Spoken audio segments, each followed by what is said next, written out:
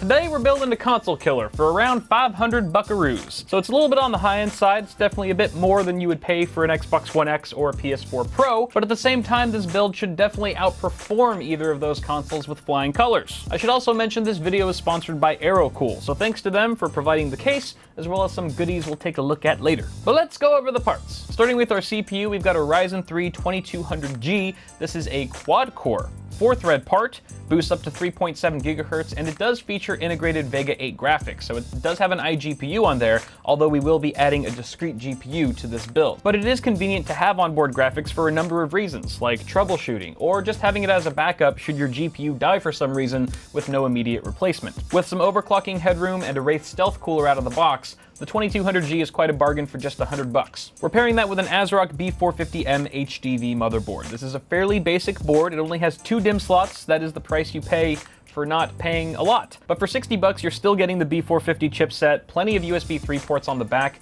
and even an M.2 slot. So it's already better than the motherboard that Walmart used in their gaming PC. Now the memory kit we're supposed to be using for this build is a 16 gig dual channel kit of G.Skill Aegis DDR4 at 2800 speed, but due to the Christmas rush, it has been delayed in shipping, and so it's not here yet. So we have a placeholder for now. This is the T-Force Nighthawk RGB. So it's 3000 speed, just a little bit faster than our Aegis kit. If the Aegis kit doesn't arrive here by the time we're ready to test this finished build, then I'll probably just downclock this kit to 2800, and that'll be the best I can do for now. But we did get that Aegis kit for 99 bucks. So not too shabby for a dual channel 16 gig kit. Moving on, we have a CORSAIR CX 450 watt power supply, which should be plenty of juice for this build. 80 plus bronze certified, fully black cables. It's not modular though, so we'll have to spend a little bit more time with cable management. Our video card is the PowerColor Radeon RX 570 Red Dragon, which sounds like a model that Lyle would appreciate. The RX 570 is a fantastic entry-level card for gamers looking to game at 1080p, and I think I snagged this one for about 145 bucks, which is definitely a low barrier to entry for anyone looking to get their foot in the door to PC gaming. We have a couple drives for storage, including a 2 terabyte Seagate FIRECUDA 7200 RPM mechanical hard drive that we'll be using for our games and mass storage, and our boot drive's a 240 gig Silicon Power S55 2.5-inch SATA Rev 3 SSD. I was able to snag both of those for around $100 total, but if you wanted to cut costs down even further and you were okay with having a smaller OS drive, I think you can snag this S55 in a 120 gig capacity for like 19 bucks. And finally, all of this hardware is going inside of the AeroCool Cylon Mini. This is a micro ATX case that you can pick up for 45 bucks. And for that price, you get RGB and USB 3.0 on the front panel, removable dust filters, and so forth. Again, links to all this stuff can be found in the description below, and thanks again to AeroCool for sponsoring this video. Now let's get building this $500-ish console killer.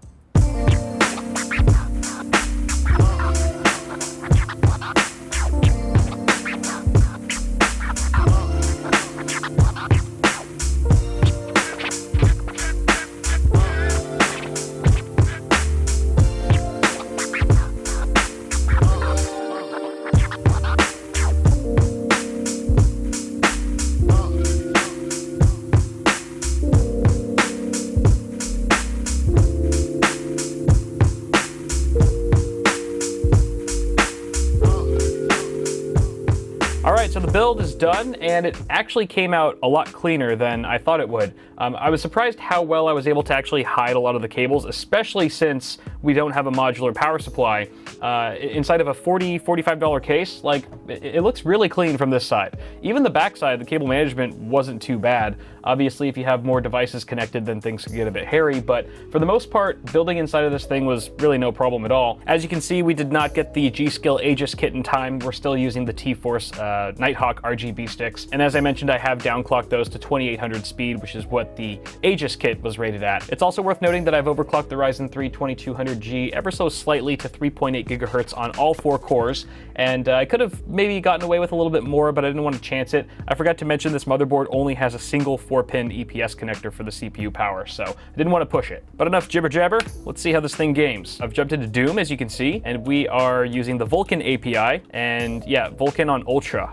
Ultra settings, guys, 1920 by 1080. And look at that, 130, 140 FPS, not bad. GPU's getting a little warm. I'd like to see it a little cooler than 80. The nice thing about the system is that it has an AMD GPU, which means you could easily get a FreeSync supported display. That'd be a lot cheaper than an equivalent G-Sync panel. By the way, sorry for the Cherry MX blue switches that I'm actually clacking on right now, if it's a little bit noisy. All these peripherals, in fact, including the gaming chair, are from Aerocool's sister brand. Or is that the right term, sister brand? Brother brand? I don't want to be accused of being sexist. It is 2018 after all. But all these accessories are part of the Thunder X3 line. This is the AK7 keyboard. It's got RGB lighting, of course. You can also choose which Cherry MX switches you want with the keyboard. It's offered in a variety of flavors, and it also has an included wrist rest, which is pretty comfy. Also comfy is the RM5 gaming mouse. I thought this mouse was gonna feel worse, because it's a pretty cheap mouse, but I actually really like the shape. It seems like all these peripherals have some sort of teal accent on them, and the teal accent you see on the mouse is actually rubberized, so it has a pretty solid grip, not to mention Omron switches, which feel great. I'm shocked what kind of frame rates we're getting right now. We could probably scale up to 1440 and still get over 60 FPS. I'm gonna try it in a sec. The AH7 is the headset that I'm wearing. It's got a detachable mic, and I have the volume really low right now so I can actually hear myself talk on camera,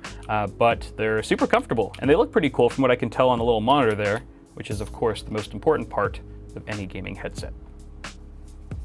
All right, while we're loading here, the chair also is very comfy. It's got adjustable armrests and stuff. They twist and turn. You can change the height.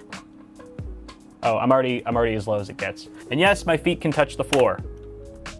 Shut up. But all these accessories from Thunder X3 are pretty darn affordable, so if you're on a budget maybe, or just looking to save some coin and you really like teal, check them out. I'll throw some links in the description. All right, hold on, let's switch this up. We're going to 1440, baby. Haha, just as I suspected, just over 60 FPS. I'm really digging the price to performance here of this rig so far. Now granted, this is Doom and the Vulkan API, not every game supports Vulkan, of course, so why don't we switch gears here to maybe GTA 5. I always go to GTA 5 because it does a good job of taxing both the CPU and the GPU. It's also a very scalable game, so regardless of the specs that you're rocking, as long as they're not super potato, you can usually tweak the settings enough to get the game running smoothly.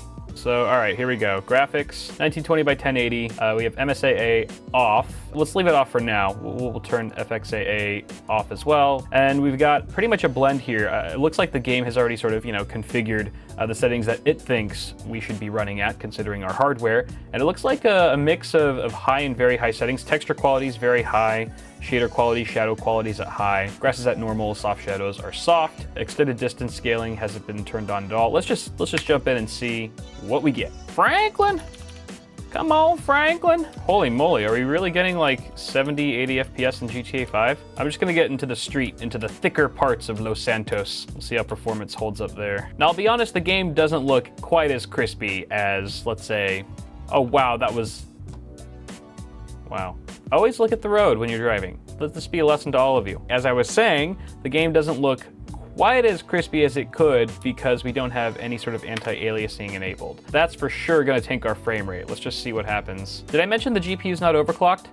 Well, I did now. I did max out the power limit slider though, just to make sure we've got a little bit more juice pumping through. I'm gonna see what happens if I turn MSAA on. All right, 2x MSAA enabled. That brings us down to, okay, so 2x it's not a game killer, but you can definitely see that we've dropped maybe 5 to 10 FPS on average. But of course, I personally like the way MSAA looks a lot more than FXAA. Edges look a bit sharper, a bit more natural. I feel like only the most privileged and spoiled of gamers would scoff at the level of performance that this $500 rig is pumping out right now. And I mean, if you want to compare how this looks right now to the console experience in the same title, it's just, you can't. You just can't even compare it. The difference is really night and day. And I guess the moral of the story here is that you don't need to spend $1,000 plus to get that experience. You guys let me know what you think. I'm sure you've already whipped up your PC part picker lists and dropped them in the comments telling me what a terrible job I did and how yours is much better.